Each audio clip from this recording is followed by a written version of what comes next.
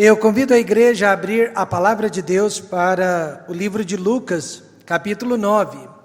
Lucas 9, a partir do verso 27, nós vamos ler nesta noite sobre a transfiguração do Senhor Jesus Cristo. A transfiguração do Senhor Jesus Cristo. Nos coloquemos em pé a partir do verso 27.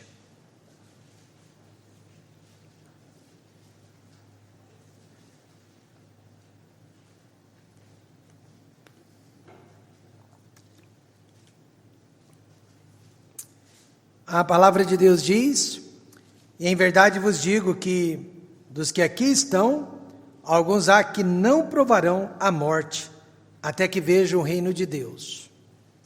E aconteceu que quase 8 dias depois destas palavras, tomou consigo a Pedro, a João e a Tiago, e subiu ao monte a orar.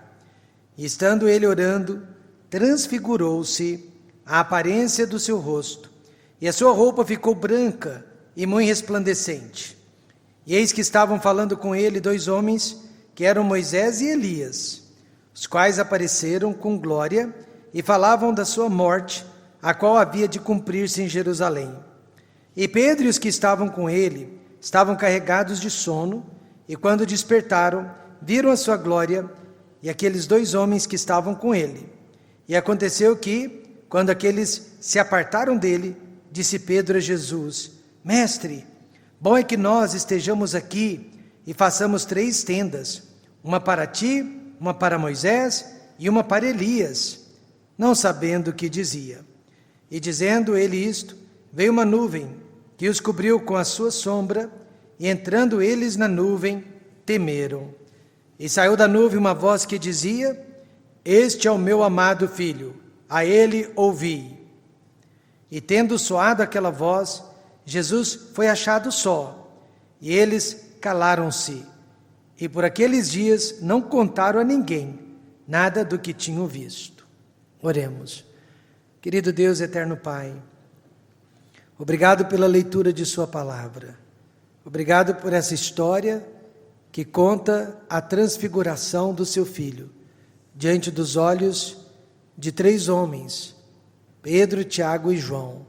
E agora, ó Pai, nós estamos relatando esta história para a igreja, para que o Espírito Santo use essa transfiguração para nos transfigurar também. Eu acredito, ó Pai, que todos nós que estamos aqui nesta noite precisamos ser transfigurados, transformados, e somente pelo poder de Deus isso pode acontecer em nossas vidas. Maridos precisam ser transformados, esposas e filhos precisam ser transformados.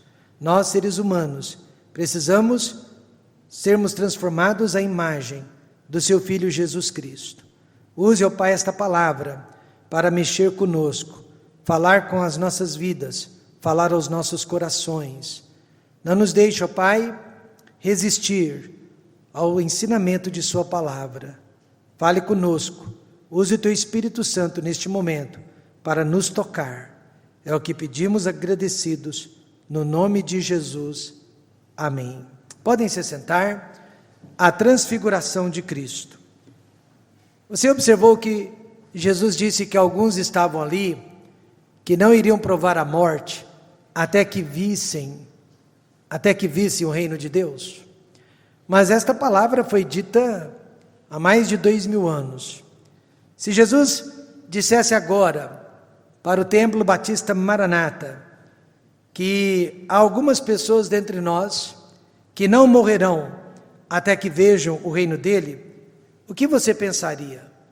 Eu pensaria que alguns de nós realmente jamais iriam morrer, mas iriam passar pelo período da grande tribulação, que será um período de 7 anos, e que depois desse período também, ainda vivos, entrariam no reino milenar de Cristo. Eu acho que é nisso que eu pensaria. Porém, não foi isso o que aconteceu com aqueles 3 homens. Pedro, Tiago e João já morreram, e morreram poucos anos depois deste episódio. Eles morreram antes do reino milenar de Cristo. Mas Jesus, irmãos, não disse que eles entrariam no reino. Não foi assim que Jesus disse. Jesus disse que alguns deles veriam o reino antes de morrer. E o que aconteceu 8 dias depois que Jesus fez esta promessa? Pedro, Tiago e João, sobre o Monte Santo, viram o prelúdio do reino de Deus que será sobre a terra.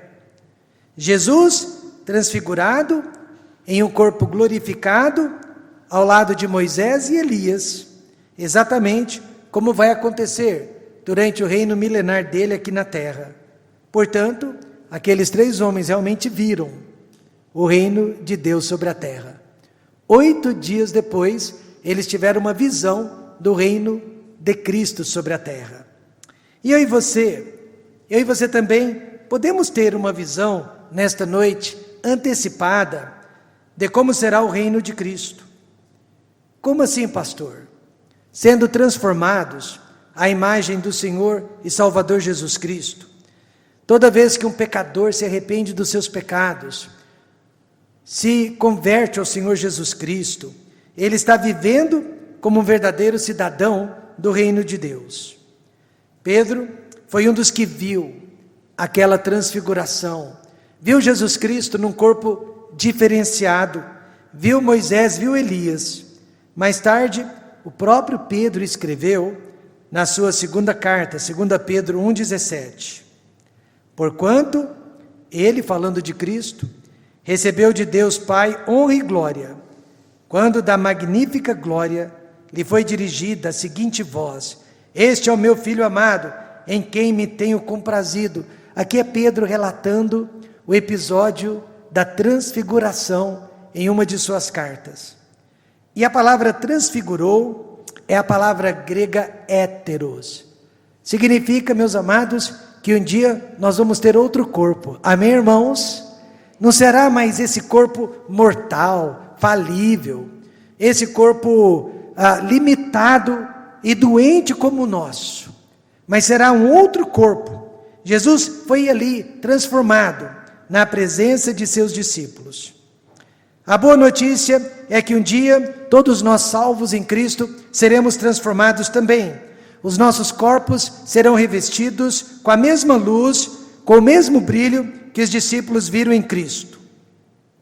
1 João, capítulo 3, verso 2 diz: amados, agora somos filhos de Deus, agora já somos salvos, e ainda não é manifestado o que havemos de ser, mas sabemos que quando Ele se manifestar, quando Ele voltar, seremos semelhantes a Ele, porque assim como é, o veremos.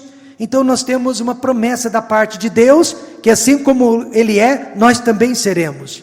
Aquele corpo transfigurado, glorificado, que os discípulos viram sobre o monte, um dia será o meu corpo, será o seu corpo. Esta é a promessa da palavra de Deus.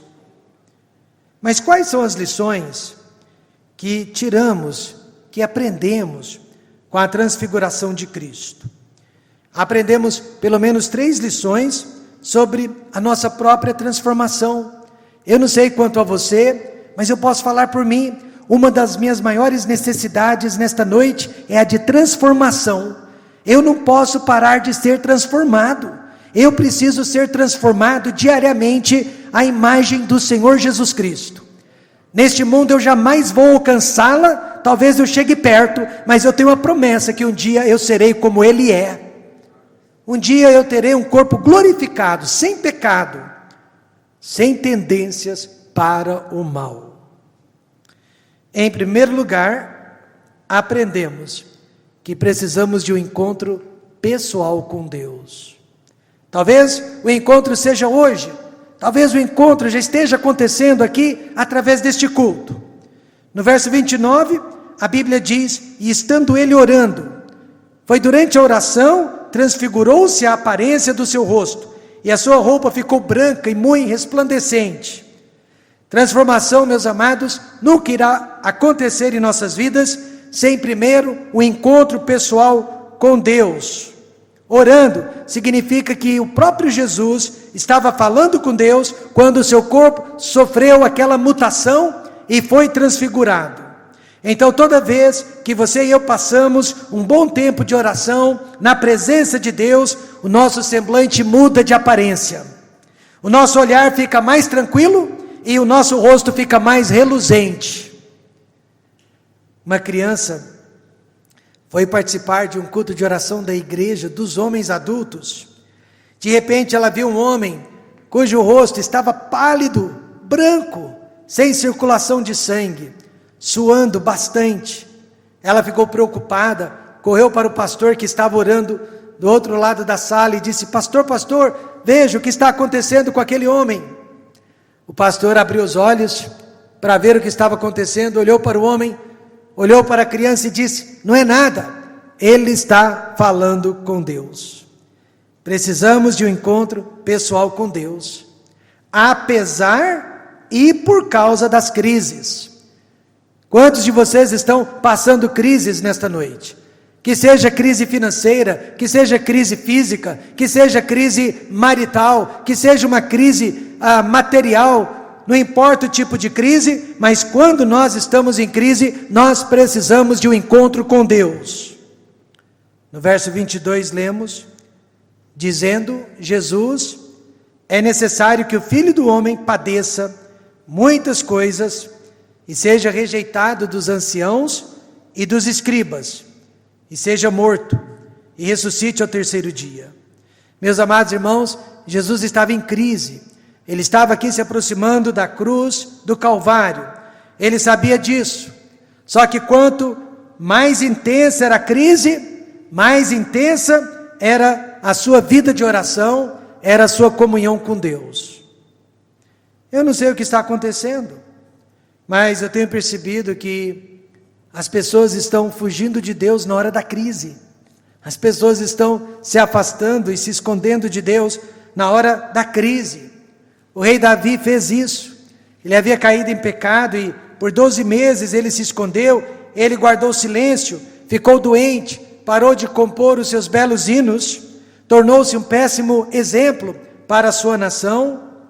E assim também nesta noite, há irmãos, há irmãs que estão se escondendo de Deus, atrás dos estudos, atrás do trabalho, até mesmo atrás do lazer, ao invés de buscar o encontro real com Deus.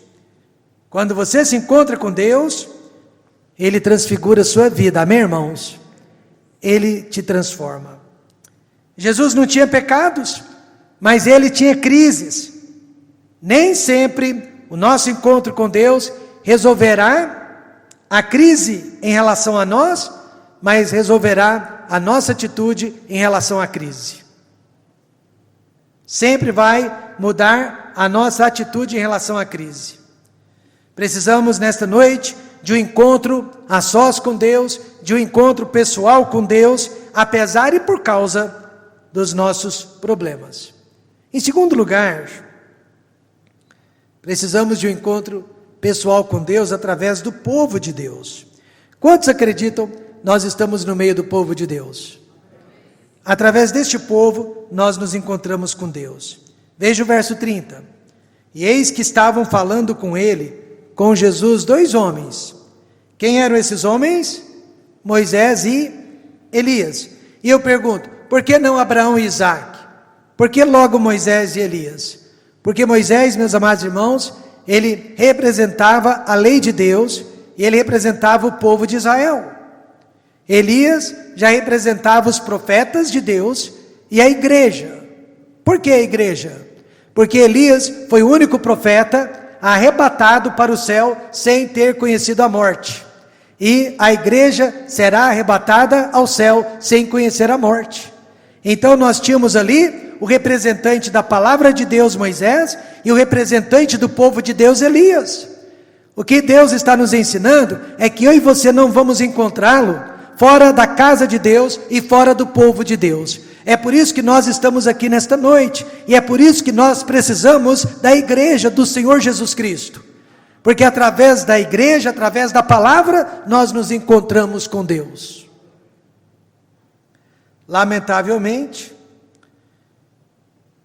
um senhor de idade me disse que ele não precisava da igreja para adorar a Deus, mas que podia fazê-lo na privacidade da sua própria casa. E eu digo que um homem assim não está se preparando para o céu, talvez ele esteja se preparando para o inferno, porque o inferno será um lugar de isolamento, onde as pessoas terão muitos companheiros, mas nenhum amigo. O céu já será um lugar de ajuntamento e de muita comunhão. Jesus foi para o monte se encontrar com Deus por causa de suas crises e para ter comunhão com Moisés e Elias. Ele foi ter comunhão com a palavra de Deus e com o povo de Deus. Terceiro, precisamos de um encontro pessoal com Deus para aprender as suas palavras. Veja o verso 31. Os quais apareceram com glória e falavam da sua morte, a qual havia de cumprir-se em Jerusalém. No dia da transfiguração, aqueles 3 discípulos aprenderam lições básicas de escola bíblica dominical. Eles aprenderam 2 lições muito simples. A primeira, os salvos não ficam dormindo após a morte. Se você tinha dúvidas sobre isso, suas dúvidas acabaram nesta noite. Assim que uma pessoa morre em Cristo, ela acorda imediatamente nos braços de Deus, consciente e sabendo de tudo que está acontecendo ao seu redor. Elas estão vivas e elas estão conscientes. Jesus conversou com Moisés, amém, irmãos? Moisés estava ali vivo, consciente, conversando com Cristo. Moisés sofreu uma morte natural, mas ele também estava ali conversando com Elias, que havia sido arrebatado para o céu. Veja então que não havia diferença entre os dois, mesmo porque a Bíblia diz que Deus não é Deus dos mortos, Deus é apenas Deus dos vivos, amém, irmãos? Assim nós podemos garantir nesta noite que as pessoas não ficam dormindo, antes conscientes na presença de Deus. E a segunda lição é que a cruz do Calvário, a cruz de Cristo, foi ordenada desde o céu. Não foi um acidente. Os 3, Jesus, Moisés e Elias, antes do acontecido, conversaram sobre a cruz, mostrando que tudo fazia parte do plano celestial de Deus. Era da vontade de Deus que o seu Filho padecesse por nós na cruz do Calvário. Depois de 30 anos, membro de uma igreja batista tradicional, um homem aceitou o Senhor Jesus Cristo como Senhor e Salvador na segunda aula do nosso discipulado cristão. Ele que havia passado 30 anos na igreja, e ele me disse chorando: pastor, eu era um analfabeto bíblico e não sabia. Meus amados, você pode até conhecer a Bíblia, mas só vai aplicá-la, só vai segui-la, se tiver um encontro pessoal com Deus. Esta é a primeira lição. Todos nós aqui precisamos de um encontro pessoal com Deus. E você está no lugar certo para isso, e você está ouvindo a palavra certa para isso. A segunda lição que aprendemos no Monte da Transfiguração é que precisamos evitar os nossos erros, que são muitos, pior ainda, frequentes, sempre os mesmos. Veja o verso 32. E Pedro e os que estavam com ele estavam carregados de sono, e quando despertaram, viram a sua glória e aqueles 2 homens que estavam com ele. Talvez nada esteja atrapalhando mais a obra de Deus sobre a face da terra do que a nossa sonolência. O povo de Deus está dormindo, o povo de Deus está distraído, o povo de Deus está desanimado, o povo de Deus está sobrecarregado com os afazeres do mundo e não estão tendo tempo para Deus. Quando eu e a minha esposa iniciamos nosso primeiro ministério, fizemos uma lista de todos os defeitos, de todos os erros que nós havíamos visto nas igrejas por onde havíamos passado. Nós fizemos uma lista de 10 erros.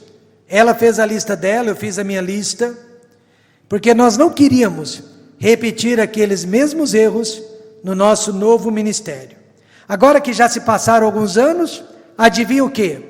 Nós podemos fazer uma outra lista, mas desta vez dos nossos próprios erros, dos erros que nós inventamos, dos erros que nós mesmos criamos. Por isso, meus amados, precisamos evitar os erros, ainda que eles sempre surjam. Veja 2 erros dos discípulos, que infelizmente repetimos em nossas vidas. Primeiro, sonolentos. Quando? Em horas cruciais. Quando Deus mais precisava deles, quando Jesus mais precisava deles, eles estavam dormindo. E assim também, quando Deus mais precisa de nós, quando a igreja mais precisa de nós, nós estamos dormindo e distraídos. Até parece obra do diabo, mas sempre que Jesus falava em oração, chamava aqueles homens para a oração, eles sentiam um sono. Não é à toa então que o culto de oração da igreja, de qualquer igreja, é o culto mais desprezado que existe da igreja. Por quê? Porque as pessoas sentem sono, dá sono nas pessoas quando elas são chamadas para ter tempo de qualidade com Deus. Provavelmente, eles foram acordados pelo brilho de Jesus Cristo.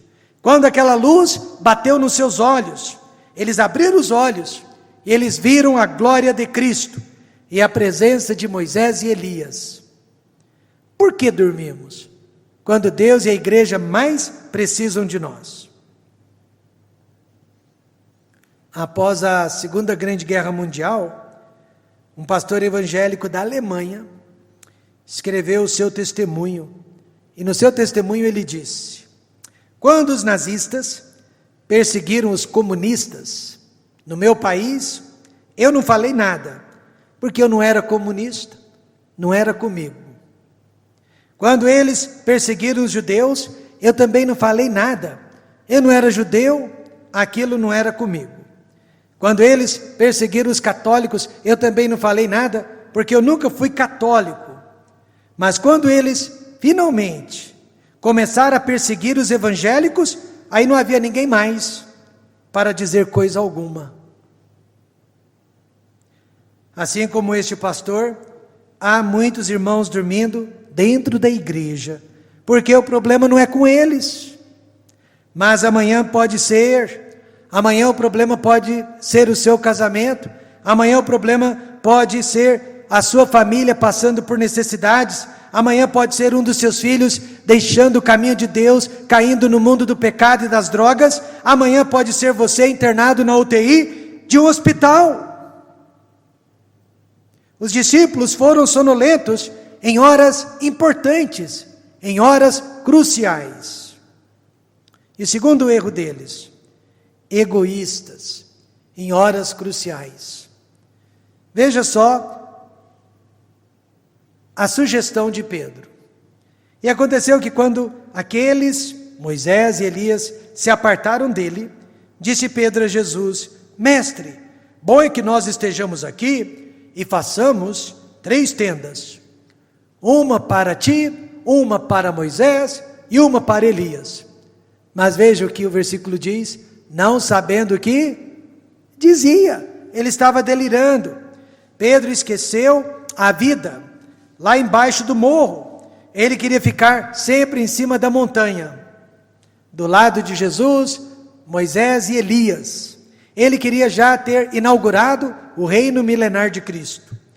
Mas veja o final do versículo: não sabendo o que dizia. Meus irmãos, a pessoa egoísta, a pessoa egocêntrica, geralmente não sabe o que diz, e por esta razão nem precisamos dar ouvidos. Pedro foi ignorado por todos. A sugestão dele nem foi considerada, ninguém lhe deu resposta. O crente não foi chamado para ser uma esponja, para ficar recebendo e acumulando, mas o crente foi chamado para ser uma fonte jorrando e liberando e doando a sua vida para a glória de Deus. Pedro queria construir 3 tabernáculos, porque ele sabia que construir prédios era muito mais fácil do que construir pessoas. Construir este prédio foi fácil, agora edificar a vida das pessoas, convencer as pessoas, Jesus vale a pena, é difícil. Convencer as pessoas que esta palavra não volta atrás é difícil. E ajudar as pessoas a ter amor, carinho pela igreja, pelo povo de Deus é difícil. Pedro, sabendo disso, queria construir tendas. Certa igreja estava passando por muitas necessidades financeiras. O pastor começou o sermão e disse: vamos deixar a igreja andar, irmãos. E havia um diácono querendo encorajar o pastor, e ele respondeu: amém, pastor, deixemos a igreja andar. O pastor então disse: vamos deixar a igreja correr, irmãos. Mais uma vez aquele diácono, querendo encorajar o pastor, disse: amém, pastor, deixemos a igreja correr. Aí o pastor ficou animado. Quer deixar um pastor animado? Fique falando amém, amém, irmãos? Então o pastor, animado com os améns do diácono, disse: e vamos deixar a igreja voar, irmãos. E aquele diácono: vamos deixar a igreja voar, pastor. Aí o pastor disse: mas irmãos, para a igreja voar, são necessárias muitas ofertas. Então o diácono disse: pastor, deixemos a igreja andar. É verdade. Infelizmente esse tem sido um dos nossos maiores erros. Egoísmo em horas de crise. Se dependesse de Pedro, se dependesse de Tiago e João, Jesus Cristo nunca teria alcançado outros povos, Jesus nunca teria morrido pelos nossos pecados, Jesus não teria voado, ele teria apenas andado. Não podemos ser sonolentos, não deveríamos ser egoístas, nos momentos que Deus e a igreja mais precisam de nós. Essas são as lições que nós estamos tirando e aprendendo do Monte da Transfiguração. Mas em terceiro lugar, aprendemos que precisamos obedecer à mensagem de Deus. Que mensagem é essa? Saiu de uma nuvem uma voz que dizia: este é o meu amado filho, a ele diga alguém: ouvi ao meu amado filho. Deus nos manda ouvir os ensinamentos de Jesus, dar ouvidos aos seus mandamentos. E quando devemos ouvir o que Cristo diz? Primeiro, quando Ele chama para a salvação. Versículo 23 diz: e dizia a todos: se alguém quer vir após mim, negue-se a si mesmo. Tome cada dia sua cruz e siga-me. Nesta noite Ele está chamando alguns de vocês para a salvação, para o perdão dos seus pecados e para a transformação das suas vidas. Amém, irmãos? Ele está chamando. E a salvação é um presente, é uma dádiva da parte de Deus, mas você precisa pelo menos desejá-la, almejá-la. Ele não vai forçá-la na sua vida. Você precisa desejá-la, você precisa conquistá-la com desejo. Porque Jesus disse: se alguém quer vir, Ele não vai obrigá-lo, você precisa querer. E aí eu fico imaginando, mas quem não vai querer? Quem não vai desejar esse Cristo maravilhoso? Filho de Deus, Deus encarnado, que veio a este mundo, que morreu pelos seus pecados. Quem não vai desejá-lo?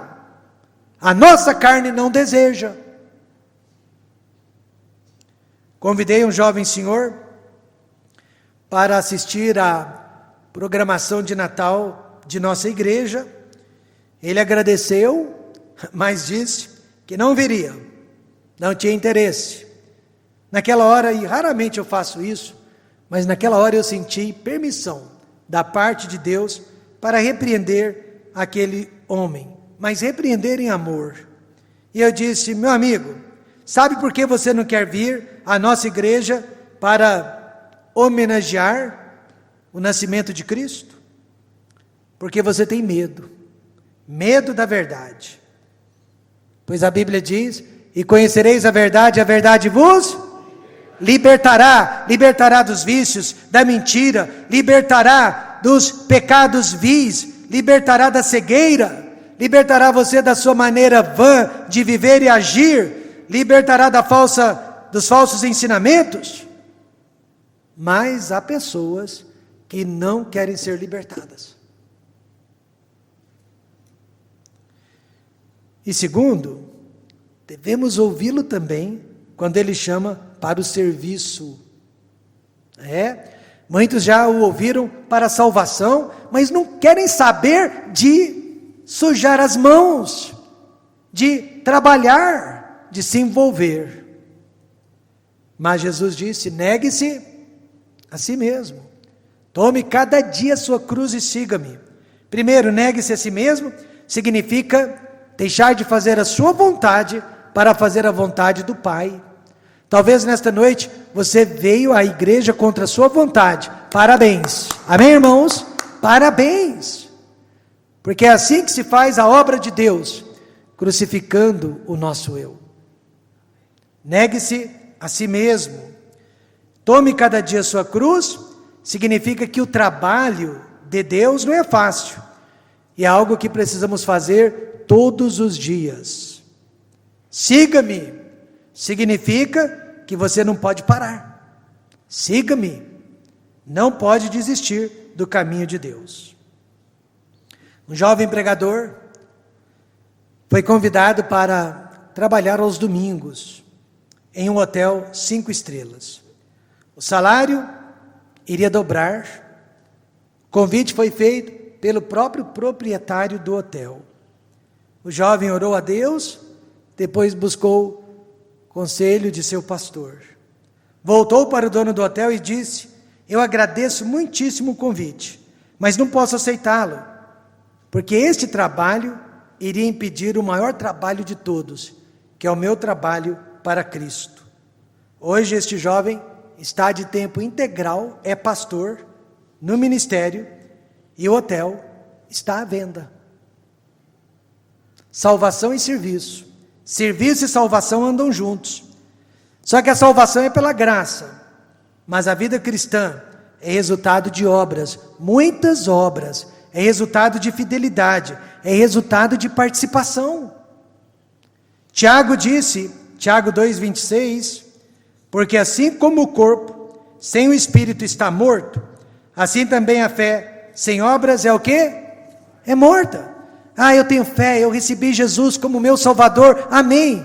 Mas de que forma você tem se envolvido e você tem participado da obra mais importante sobre a face do mundo? Há muita fé morta dentro de nossas igrejas, porque elas não estão acompanhadas de obras. Você não evangeliza, não participa fielmente da sua igreja, não é fiel na entrega dos seus dízimos e ofertas, não tem uma vida consistente de leitura bíblica e oração. O problema é que tudo que é morto cheira mal. Tudo que é morto cheira mal. O homem, pisou no que não devia e ficou com aquele cheiro por onde andava. Só que ao invés de olhar para a sola do sapato, ele pensou que o mundo ao seu redor estava cheirando mal, quando na verdade o cheiro vinha dele mesmo. E assim também o cristão cuja fé está fraquejada, morta, sem obras, sente um cheiro horrível ao redor, pensando que o cheiro vem de outras pessoas e esquece-se de olhar para as suas próprias pisadas. Irmãos, a transfiguração de Jesus ensina que precisamos ser transfigurados também. Não haverá esperança para nós, não haverá esperança para o casamento, não haverá esperança para o trabalho, não haverá esperança para o nosso futuro, sem que haja transformação na nossa vida.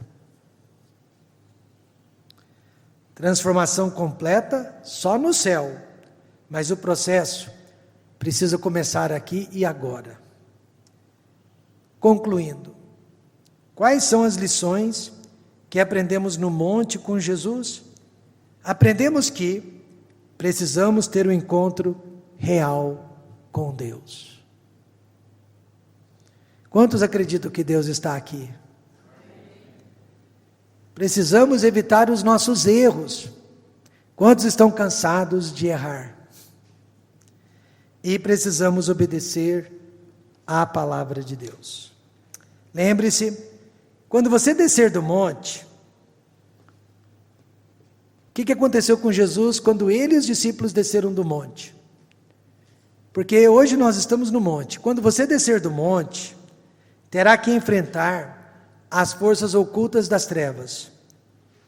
Se estiver do lado de Jesus, você vencerá. Se estiver do lado contrário, perderá. Quando Jesus e os seus 3 discípulos desceram daquele monte, sabe o que havia lá embaixo? Uma multidão de pessoas problemáticas, cheias de problemas, esperando por eles. Muito trabalho havia lá embaixo. E um rapaz endemoniado, lá embaixo, esperando por eles. Para lidar com pessoas, para lidar com demônios, você precisa descer do monte preparado. Vamos orar?